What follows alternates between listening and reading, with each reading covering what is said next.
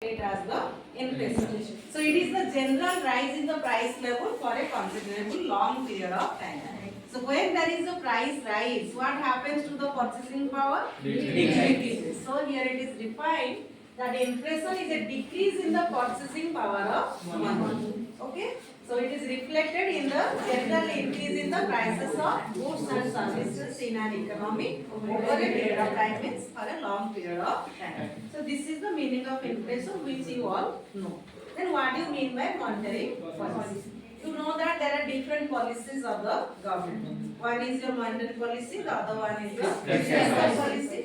Basically, the policy which controls the money supply or which deals with the money supply, the interest rate, that is known as the monetary policy. So it is the macroeconomic policy which laid down by the central bank, and it involves the management of the money supply and interest rate. So when this money supply and interest rate are managed and controlled accordingly, our prices in the market will be decided. So there are different objectives of the monetary policy, because whenever we take up any policy, we should lay down some objectives of that particular policy.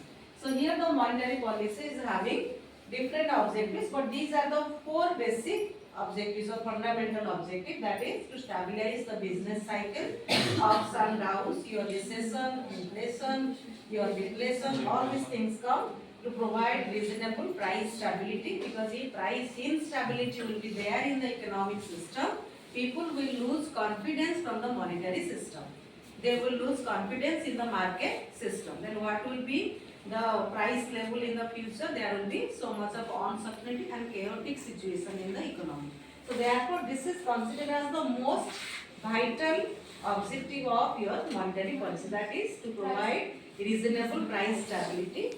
Third one is to provide faster economic growth. Not only we should stabilize the prices, the monetary policies should design the policies so that